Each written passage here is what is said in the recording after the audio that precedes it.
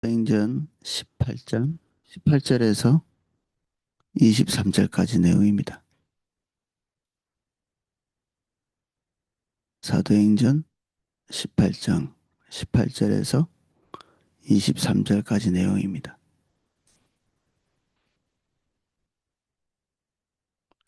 내용을 제가 읽어보겠습니다. 바울은 더 여러 날 머물다가 형제들과 작별하고 배를 타고 수리아로 떠날새 브리스길라와 아굴라도 함께하더라. 바울이 일찍이 소원이 있었으므로 갱그레아에서 머리를 깎았더라. 에베소에 와서 그들을 거기에 머물게 하고 자기는 회당에 들어가서 유대인들과 변론하니 여러 사람이 더 오래 있기를 청하되 허락하지 아니하고 작별하여 이르되 만일 하나님의 뜻이면 너희에게 돌아오리라 하고 배를 타고 에베소를 떠나 가이사랴에 상륙하여 올라가 교회의 안부를 물은 후에 안디옥으로 내려가서 얼마 있다가 떠나 갈라디아와 부르기아 땅을 차례로 다니며 모든 제자를 굳건하게 하니라. 아멘. 18절입니다. 바울은 더 여러 날 머물다가 형제들과 작별하고 배를 타고 수리아로 떠나갈새 바울이 고린도에서 소송에 휘말리죠. 그런데 뭐 생각지도 않은 호의를 받았습니다. 그래서 뭐 그 위에 전도 여행할 때 있었던 지역에서 그가 당했던 핍박, 환란 이런 것들이 생각지도 않게 이 지방 총독 갈리오의 호의 때문에 뭐 바울이 좋아서 뭐 이런 판단을 내린 것 같지는 않지만 어쨌든 그의 호의죠. 이 바울의 입장에서 볼 때는 그래서 거기에서 즉시로 이제 이동하지 않아도 되는 그런 상황이 벌어지게 되고 거기서 어느 정도 머물다가 이제 고린도 소도들과 작별을 합니다. 이제 여기서 어, 두 번째 전도여행이 이제 끝나는 거죠. 1차 전도여행은 한 2년 정도 걸렸습니다. 처음 나가는 전도여행에서 아시아 지역에 있는 어, 그 피시디아 안디옥이라고 하는 그 어, 지역을 거점으로 해서 여러 교회들이 세워졌고 두 번째는 한 3년에서 4년 정도로 예측이 되는 기간 동안에 이 바울과 바나바가 또 싸워서 바울과 신라 그리고 바나바는 자기 고향으로 돌아가고 마가와 함께 그 신라와 함께 전도 여행을 했던 2차 여행이 육로를 통해서 아시아 지역과 그리고 또 이 고린도까지 여기에 이제 루트로 해서 어, 한 3년 이상 어, 여기 전도여행을 이제 끝내고 이제 3차 전도여행은 이제 지금부터 시작하는 거죠.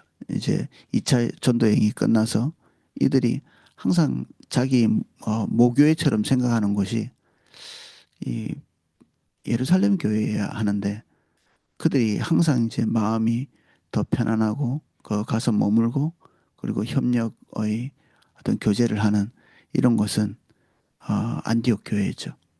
이 안디옥 교회가 그들을 처음 파송했고 그리고 모든 전도 여행을 마칠 때마다 다시 마치 이렇게 뭐 선교 기지처럼 다시 돌아가는 곳은 이 안디옥 교회였습니다. 이 안디옥 교회가 세워졌기 때문에 사도 바울이 있고 사도 바울이 어, 그들의 어떤 출처같이 생각하는 그런 교회가 안디옥 교회였고 여전히 이들은 2차 전도 여행을 마치고 안디옥 교회로 돌아가게 됩니다. 이번에 돌아갈 때는 어, 홀로 왔다 홀로 가야 되는데 여기 브리스길라와 아굴라도 함께 갑니다. 브리스길라와 아굴라도 함께 하더라. 바울이 일찍 이 소원이 있으므로 갱그레에서 머리를 깎았더라. 어, 율법을 폐하는 것처럼 항상 설교해 왔던 바울이 지금 머리를 깎았다는 것은 나실인의 소원을 했다는 얘기죠. 이 전도여행하는 일정 기간 동안에 나실인의 소원을 한 것 같습니다. 하나님, 내가 이 시간과 이 시간 동안에 내가 하나님 앞에 내 삶을 드리도록 하겠습니다. 이렇게 헌신을 했는데 그 기간을 스스로 다 채운 것입니다. 그래서 이 갱그레아에서 머리를 깎고, 이 갱그레아에서 그 우리가 잘 알고 있는 베베라고 하는 여집사가 복음을 듣고 예수를 믿었던 그런 흔적들이 바울의 편지에 남아 있습니다. 이 갱가리에서 머리를 깎고 어, 이 기간 동안에 또 한 면에서는 이 나시린의 소원에서 머리를 자르지 않는 규정이 있는데, 이거는 자기를 돌아볼 시간이 그만큼 없다, 이렇게 보셔도 됩니다. 자기를 돌아볼 머리 깎을 시간도 없는 거죠. 이 머리를 다듬고 그리고 자르고 그리고 모양을 내고 이렇게 하는 거는 그냥 평온할 때나 하는 거죠.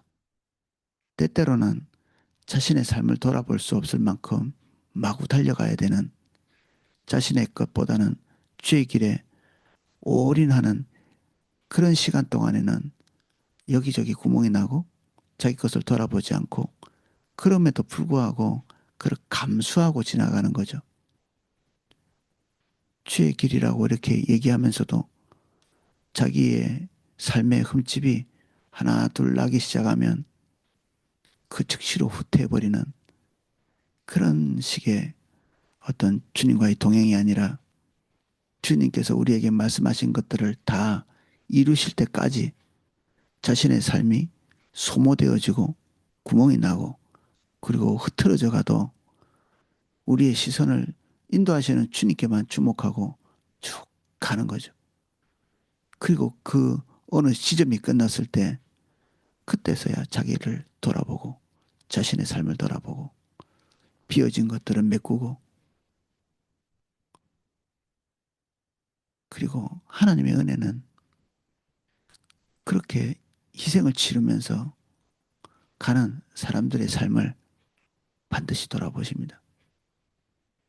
하나님은 우리의 삶이 깨트려지는 것 자체가 목적이 아니시고, 우리가 상상할 수 없는 더 큰 열매를 향해서 가도록 아브라함에게 본토 친척 아비의 집을 떠나라고 했을 때, 하나님께서 아브라함이 그 본토 친척 아비의 집에서 즐겁고 행복하고 기쁘게 살아가는 것이 배가 아파서 그 땅을 떠나라고 한 것이 아닙니다.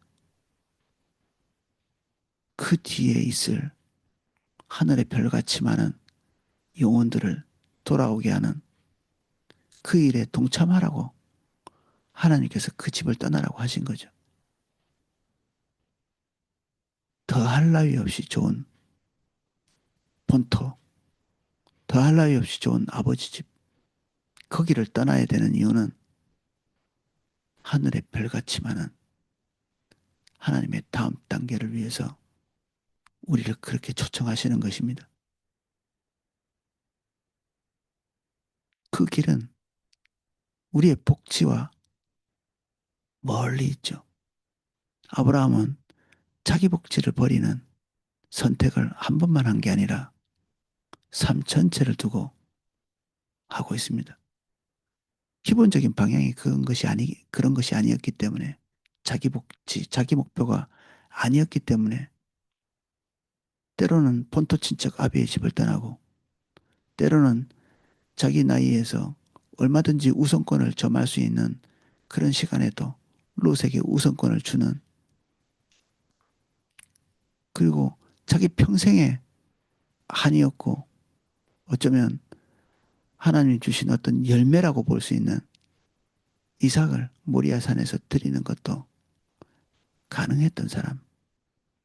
이것은 세 번 순종했다, 이렇게 생각하면 오판이죠. 아브라함은 평생의 삶이 그랬다는 것입니다. 평생의 삶이. 마지막 자기 아내의 무덤을 만들 때도 그 사람들이 요구하는 그 거액의 비용을 아낌없이 지불하죠. 시시비비를 논한다면 그게 뭐 그렇게 쓸모 있는 땅이 아님에도 불구하고 사기꾼 비슷하게 이렇게 거래해오는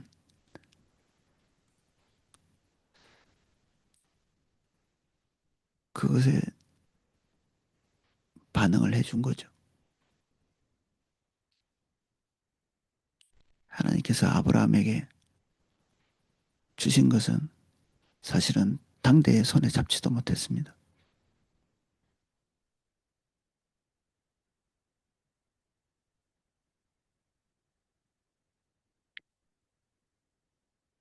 그래서 바울은 자신의 삶을 돌아보지 않은 이 기간, 특히 2차 전도여행 기간 동안에 어, 길었던 머리를 갱그레에서 자르고 에베소로 거쳐서 어, 수리아로 돌아옵니다. 이 안디옥 교회가 여러 군데 있었는데 이 특별히 이렇게 수리아에 있는 안디옥 교회가 바울을 파송한 지역이었죠. 이렇게 배를 타고 이렇게 돌아오는 길에 에베소에 잠깐 이제 들릅니다. 어, 에베소에 와서 그들을 거기에 머물게 하고 자기는 회당에 들어가서 유대인과 변론하니 거기에 가서도 아, 회당에 들어가고 이 바울의 패턴이죠. 유대인과 변론. 이 변론은 뭐 싸웠다 이런 얘기보다는 그들이 알고 있는 성경적 지식을 기반으로 해서 항상 사도 바울은 상대방이 가지고 있는 지식이 어느 지점에 있는지를 파악하고 그 지점에서 예수 그리스도를 차근차근히 이렇게 설명해 나가는 이게 변론이죠. 그래서 그 안에서 예수님을 믿는 자도 있고 바울을 박해하는 자도 있고 비난하는 자도 있고 이렇게 갈라지는 거죠. 20절입니다. 여러 사람이 더 오래 있기를 청하되 허락하지 아니하고 작별하여 이르되 만일 하나님의 뜻이면 너희에게로 돌아오리라 하고 배를 타고 에베소에 떠나 사람들이 바울이 있기를 요청했는데 여기에 더 있지 않았던 이유는 잘 모릅니다. 이게 잘 안 나옵니다. 그런데 이 하나님께서 왕성하게 일하고 있다고 해서 그곳에 더 오래 있는 것, 오래 있지 않는 것 또는 환란이 있다고 그곳에 더 오래 있고 더 오래 있지 않고 이런 것을 환경을 통해서 결정하지 않은 것 같습니다.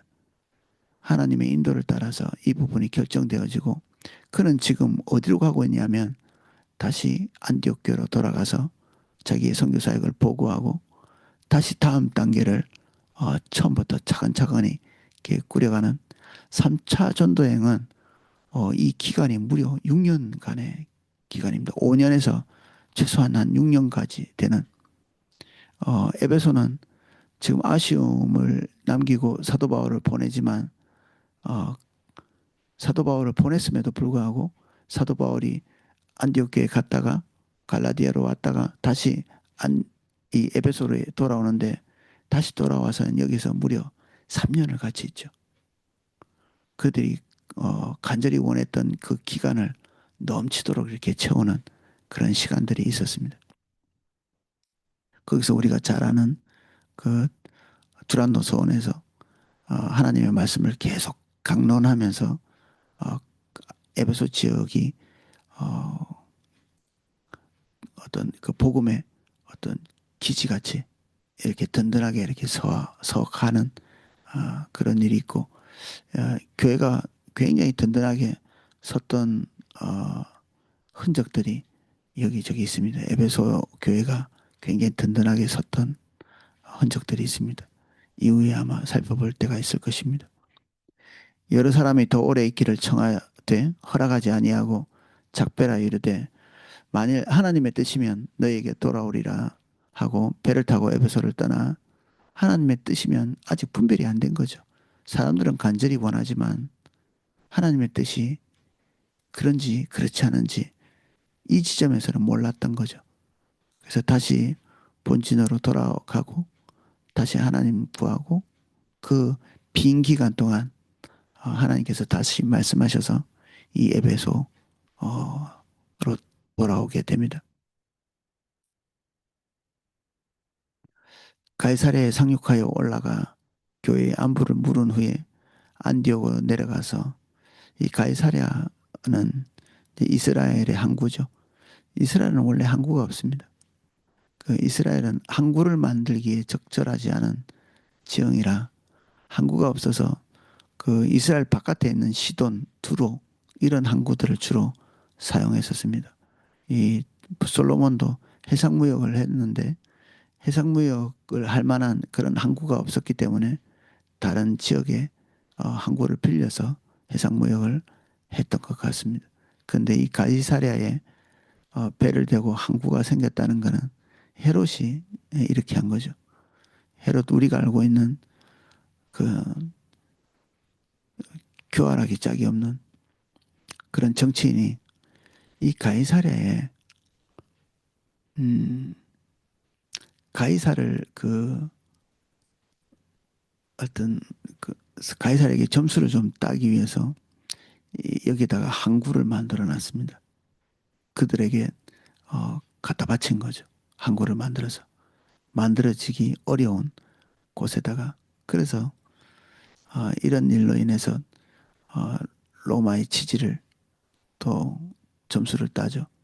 근데 어, 여기가 좋은 뜻 그리고 뭐 선량한 의도로 세워진 것은 아니지만 이 가이사랴의 항구를 사도 바울이 이용하고 그 하나님께서 바울을 통해서 하시고자 하는 일들 중에 한 지점이 사용되는 한 지점이 되는 거죠. 만약에 이런 항구 같은 것들이 만들어지지 않았으면 사도 바울의 어떤 경로는 또 좀 더 험악해질 수도 있었겠죠.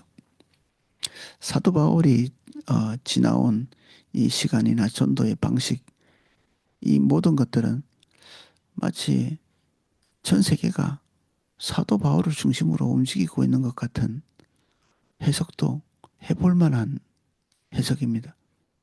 뭐 이건 애기처럼 전 세계가 나 중심으로 돌아간다 이런 뭐 미숙한 해석이라기보다는 사도 바울이 하나님의 인도를 따라서 하고 있는 이 일이 하나님께서 하시고자 하는 일의 가장 핵심적인 부분에 들어와 있었기 때문에 하나님께서 당신의 일을 하기 위해서 만들어 놓은 많은 일들이 사도 바울이 전하는 복음의 통로가 되도록 언어가 통일됐다든지 그 로마의 길이 깨끗하게 잘 닦였다든지 이런 그 여러 가지 정황들이 그리고 사도 바울이 가지고 있었던 그 개인적인 학식 또 로마의 신분 이런 것들이 복음을 전하기 최적의 것이 되도록 사도 바울이 가지고 있는 조건 그리고 그 시대가 가지고 있는 조건 그리고 일어나고 있는 많은 어, 어떤 그 시대적인 정황들 이런 것들이 다 사도 바울이 복음을 전하기에 최적의 것이 될 수 있도록 만들어지는. 근데 사실 이게 환경이 열어지지 않으면 하나님의 소중한 일들을 붙들고 있는 사람들도 그 뜻을 제대로 이루지 못합니다. 루터가 종교개혁을 일으키기 전에도 그 전에 많은 선각자들이 있었거든요. 그들은 다 루터하고 비슷한 생각들을 하고 있었고 그 시대가 정말 올바르지 않은 방향으로 가고 있다는 것을 자각하고 개혁을 일으키려고 했는데 모두 화형당하거나 아니면 그냥 소소한 일로 이게 생을 마치게 되는 그 바울 이 루터도 그렇게 그냥 의로운 뜻만 가지고 죽을 수도 있었는데 그 시대에 개발된 이 금속 활자라고 하는 충격적인 이 문명의 이기가 출판물들을 그냥 끊임없이 생산해내면서 이 루터의 종교 개혁이 가능하도록 그 만들어 놓은 거죠. 그래서 한 사람의 열심은 어, 귀하죠. 사도 바울의 열심도 너무 귀하고. 근데 이 뒤에 있는 거대한 하나님의 일하심, 이것이 바울이 헛수고하지 않도록 만들어준 일이고, 사도 바울은 사실은 이 거대한 하나님의 톱니바퀴의 한 부분에 불과한 존재죠. 이 사도행전은 그 누구도 주목하지 않고 사도 바울을 주로 주목하고 있는데, 우리가 사도 바울을 보면서도 동시에 사도 바울 뒤에 있는 이 거대한 하나님의 섭리들을 보는 게 또 우리에게 필요합니다. 주도권자는 바울이 아니라 하나님이시기 때문에. 어제 스포트라이트죠. 이 누가가 기록한 건데, 누가의 기록에 한 중심에 서 있는 이 바울이 의존하고 있는 것은 성령이시죠. 에베소에 본인은 있고 싶었겠죠. 다 든든히 서 가고 있는 에베소, 거기에 머물고 싶은데 하나님의 성령께서 허락하시는지 그렇지 않은지 확실하지 않았기 때문에 여기 머물지 않는, 그 이후에 하나님의 뜻임이 분명히 확인되고 난 다음에 충분히 이곳에 머물게 되는,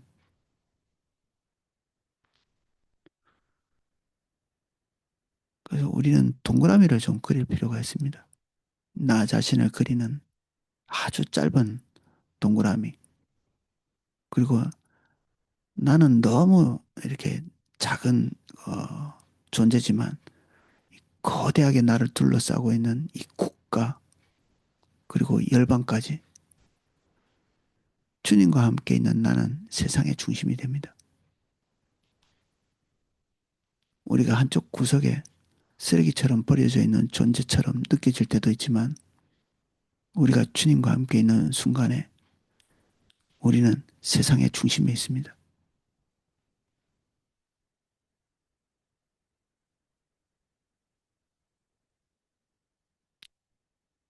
그리고 지금 여기 에베소, 저는 에베소에 가봤는데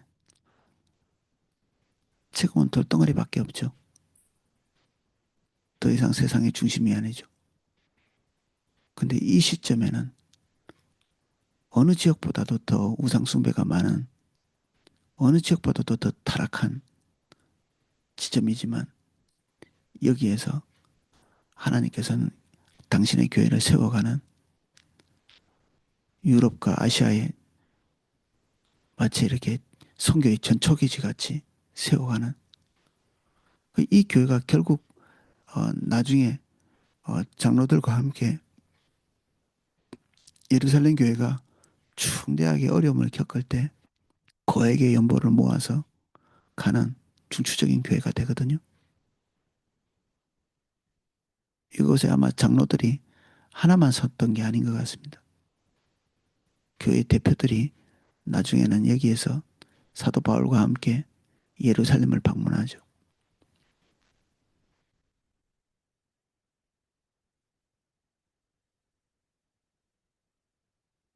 하나님께서는 사도 바울과 함께 세계를 열어가고 계십니다. 가이사랴에 상륙하여 올라가 교회의 안부를 물은 후 안디옥으로 내려가서 얼마 있다가 떠나 갈라디아와 부르기아 땅을 차례로 다니며 모든 제자들을 굳건하게 하니라. 23절이 3차 전도 여행의 시작을 알리는 구절입니다. 이 어느 정도 있었는지는 기록에 안 나옵니다. 안디옥에서 조금 쉬고, 그리고 자신을 좀 돌아보고, 그리고 안디옥 교회의 후원을 다시 이제 조금 입어서, 근데 이 안디옥 교회가 이제 복음의 전체의 무게를 다 떠안지 않아도 되어가는 지점이죠. 그 처음에 안디옥 교회 외에는 사도 바울의 선교 사역을 지지할 곳이 없었기 때문에 불과 2년 만에 다시 이 안디옥 교회로 돌아오게 되죠. 두 번째는 좀 더 길어지고요. 세 번째는 6년씩 이렇게 전도 여행을 길게 할 수 있었던 이유는 사도 바울의 선교를 지지할 만한 교회들이 든든히 서가고 있었기 때문에 더 이상 안디옥 교회가 사도 바울을 지지하고 이렇게 후원하는 것이 절대적인 것이 아니게 되어버렸죠.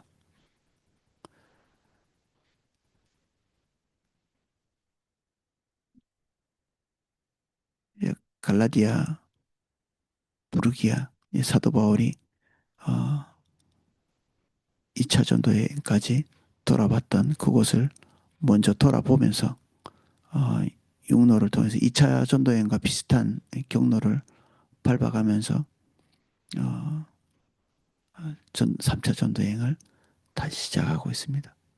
예, 오늘은 여기까지 살펴보겠습니다.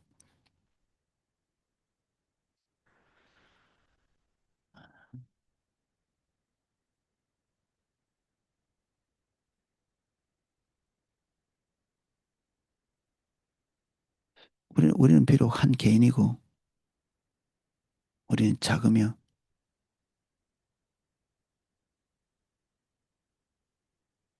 세상이 우리를 알지 못하는 우리 스스로 생각하기에 미약하기 짝이 없는 존재이지만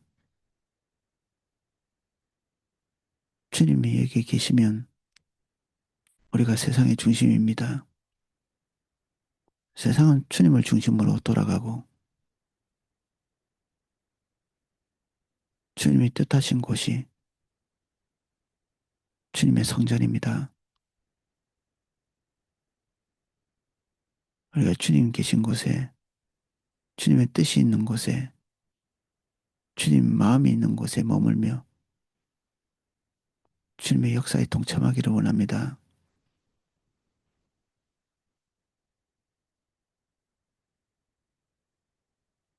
아브라함 같이 살게 해주십시오. 바울같이 살게 해주십시오. 우리의 모든 안일함들을 걷어치우고 우리의 구멍난 삶을 돌아보는데 급급하지 않고 목숨을 걸고 주님을 따르는 자기의 생을 걸고 주님을 따라가는 저희들 될 수 있도록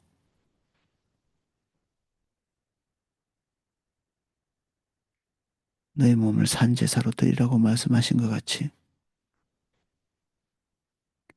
로마서 12장 1절의 삶을 오늘 살아낼 수 있게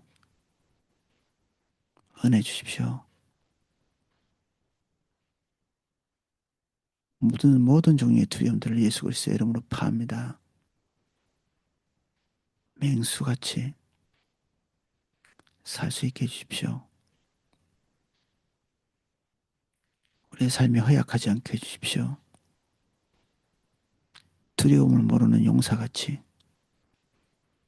성벽을 오르는 다윗같이 우리의 거룩한 공격성을 주시고 우리의 삶에 자만하지 않게 흘러간 옛 은혜에 추억이나 더듬으며 살지 않도록 오늘 역사하시는 주님 없이 만족하지 않게 두렵고 떨림으로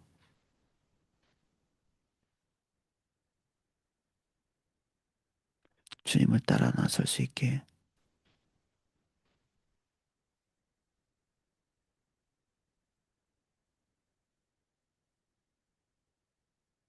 자기 거처를 버리고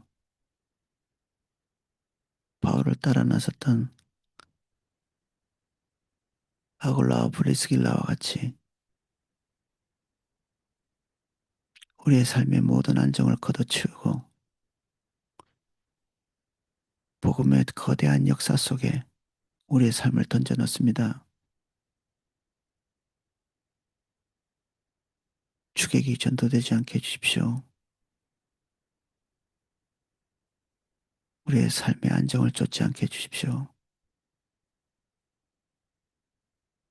하나님의 역사에 동참하게 해주십시오. 주님이 우선되는 삶을 살 수 있게 도와주십시오. 산제사 같이 살게 해주십시오.